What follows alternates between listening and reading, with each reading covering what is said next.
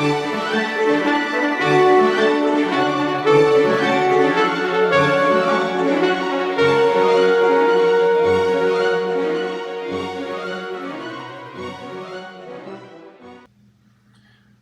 back to the channel, and thanks for watching.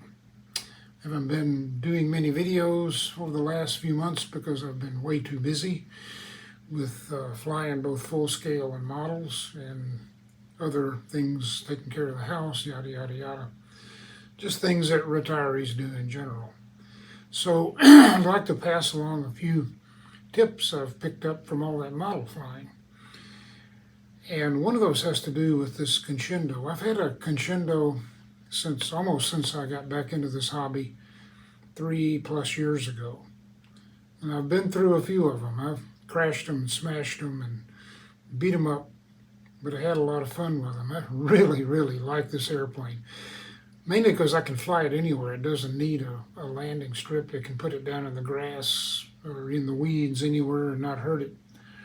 But this I want to talk about the battery. The Conscendo has a very small battery compartment. As you can see, it doesn't hold much. And you've basically got your choice of 3S or 4S, and I've been flying this with 3S and 4S 2200s, but I recently picked up this little gem. It's an 1800 4S. It has the power of the 2200 4S, but it's a lot lighter. It's about the same weight as a 2200 3S, and because it's smaller, it's not as deep, it fits a lot better in this small battery hatch than this big 2200. And because it's lighter, it transforms this thing into a vertical climb rocket ship. I've never seen anything like this in another airplane. You can throw this thing into safe mode, full back elevator, full throttle, and it gets to 400 feet in just 3 seconds maybe. It's unbelievable. And because it's lighter, it glides better. Today I was out at one of my local clubs and I caught some thermals, and on virtually no battery use, I stayed up for 25 minutes. It just really does transform this Conscendo into almost a totally different airplane. So if you have a Conscendo, these batteries aren't very expensive. Try out this 1800 4S. I think you'll really, really like it. Okay, next up, the turbo timber and the infamous ESC overheating issue. My two favorite airplanes for just going out and knocking around are the Turbo Timber Evolution and the Conscendo Evolution. They're just a lot of fun airplanes. They just fly. But the Turbo Timber Evolution has come with some problems. They did a good job of fixing the landing gear, and I have in a previous video shown that you can use the twin turbo landing gear springs on this airplane, and that really fixes that spring problem, the breaking springs. But, and it's a big but, when they redesigned this airplane and put the battery hatch in the top, little consideration was given to the fact that the ESC sitting under that battery did not have enough airflow over it to keep it cool, at least within an acceptable range. And I've had this ESC several times overheat in this airplane and cause problems, and luckily I got it back every time. But it does cause potential power loss. So I'm going to step out from behind the camera and show you what I've done to fix that problem. And believe me, this solution does work, and it works like a charm. It takes a little work, and it takes a Dremel tool, or something similar. do a Dremel tool. You've got to open up the front end of this airplane to get enough air in the front end so that and it'll get out the back end. I mean, it's got a nice vent right under here that allows you to get air moving through this fuselage in sufficient cubic feet per minute to keep everything, the battery, the motor, and the ESC cool. So I'm going to step out now and go get the phone and do some close-up work. Let's start by looking at the front end. I did two things here that have really helped. One was take out all of the unneeded plastic in this air scoop, roughly doubling the amount of air that it's able to move through the fuselage. I also increased this diameter of this hole here by about 1/16 of an inch. I don't know how much that helped or not, but I don't think it hurt anything. But that wasn't the biggest change that I made. The biggest change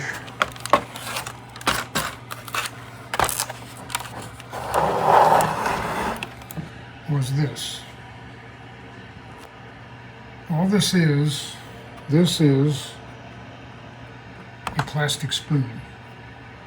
I cut the handle off, took it out in the garage, and used my bench grinder to grind away about half of the spoon, and then I pressed it into the styrofoam to get the shape that it would take, and then glued it in with a little bit of foam tack. And I opened up this. I still need to do a little more work on that. It's not quite symmetrical yet. I need to take a little more off right here.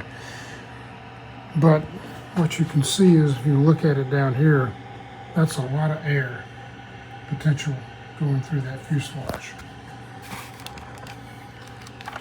I moved the ESC up to the front, and right under that is that second air scoop that I added. So now we've got plenty of air coming over the bottom of that ESC, through the bottom of the fuselage, and through the top we've got air coming in through this scoop here. The day I took the airplane out, it was hitting 190, 200 degrees at full throttle, and I ran it for 5 minutes at 3/4 and full throttle, and the ESC maxed out at 150 degrees, and it had been hitting 180, 190, 200. In fact, the last time I flew it on a hot day, I actually managed to kill the motor, kill the ESC. Didn't kill it, but over-temped it, which had the effect of killing the motor, and had to glide it in. So if you have one of these birds, get yourself something like this Dremel tool, and open up these holes so that you can get enough air through that fuselage.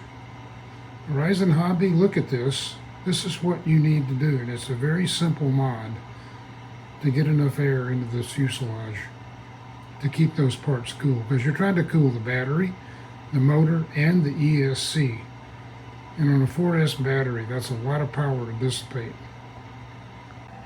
Here's another modification that I made to the Turbo Timber. I wanted to participate in a bomb drop exercise at one of my local clubs, so I took a spare E-Flight servo and wired it up to a spare port.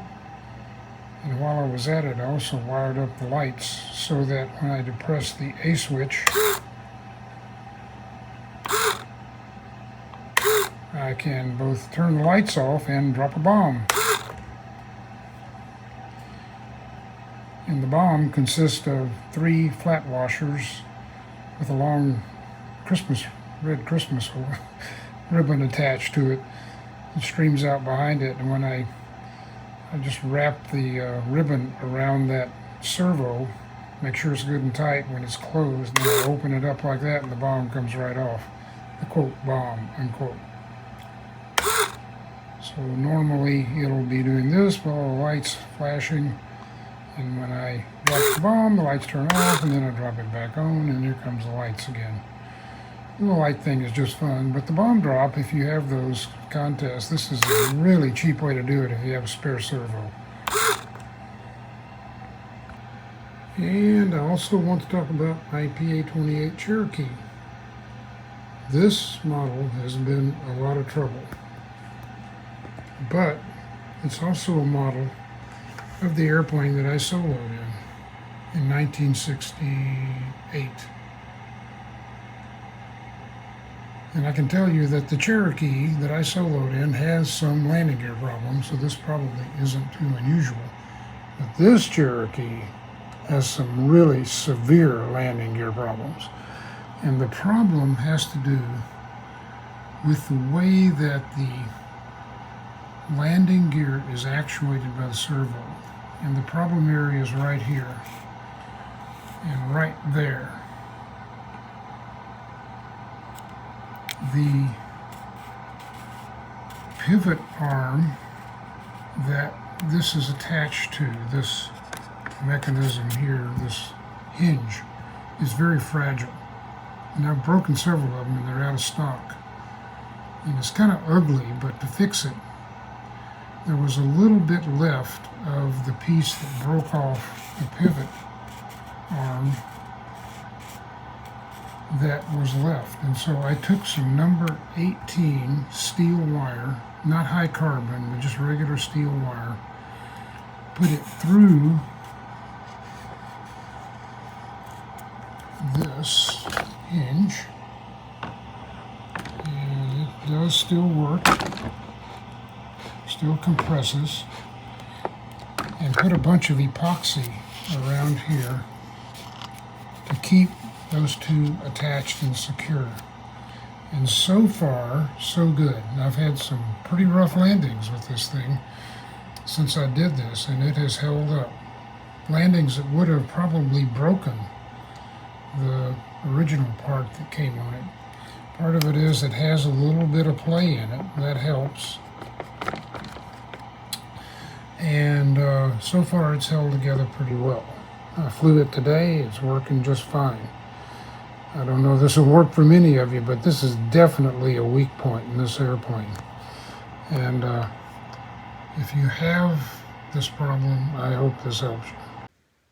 In addition to the landing gear, the nose gear in particular, the other issue I've had with this Cherokee has been this rather fragile prop adapter. And every time it seems like I go out to the field, I wind up wishing I had balanced the prop before I went. And I can't tell you how many of these Cherokee prop adapters I've been through. And one of the reasons is that if you look at these two motors here, one is the turbo timber, the one on the right, and the one on the left is out of the Cherokee. This is the Cherokee prop adapter. This is the turbo timber prop adapter. Okay, go right there. And you can see the turbo timber adapter and motor shaft are significantly beefier than the one they send with the Cherokee. In fact, that's the second motor that's been in that Cherokee. The first one, after a hard landing, snapped the shaft off right there at the motor. I've never snapped a shaft off on a turbo timber, and this one's actually out of an airplane that crashed. So what did I do? Here is my slightly remodeled E-flite Cherokee PA-28. And the change I made was to take out the Cherokee motor and put in that turbo timber motor I happen to have. It was an extra out of a crash. Airplane was totaled, and you can't order a new airplane without a motor in it. Well, you can, but the parts would have cost more than the P&P version. I had the receiver and everything else I needed. There's some servos were damaged in it, and fuselage was okay, but the wings were a mess. So I've got new wings and some other parts, landing gear and some other things.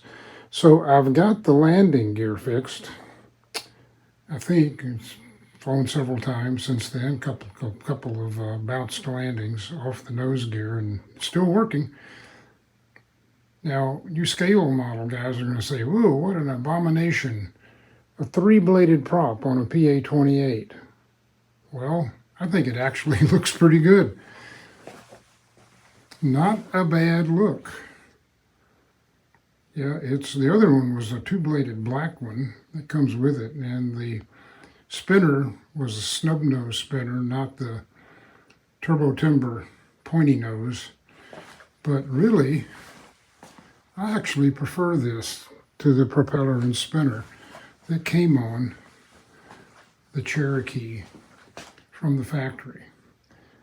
And I have no doubt that somewhere out there is a Cherokee that's been refitted with a 180 horse motor and a 3-bladed prop. The 180 horse motor is a supplementary type certificate you can get for the PA-28, and then you just pick the prop that goes with it. So I have no doubt that somewhere out there are some full-scale PA-28s with bigger engines and 3-bladed propellers. And I've flown it a couple of times since then, and since I made this mod, and by golly, it flies great. And it's really quiet. This prop and prop adapter are perfectly balanced. I have almost no vibration, which was a problem with the 2-bladed prop. And I really, really like it. So if you have one of these Cherokees, or maybe some other model with a big 2-bladed prop on it, you're having problems getting balanced, take a look at finding a motor that'll fit it with the prop adapter, or maybe you have a motor that you can use a 3-bladed prop on, and try a 3-bladed prop. This is the standard Turbo Timber 3-bladed prop and spinner. It comes on the Turbo Timber Evolution.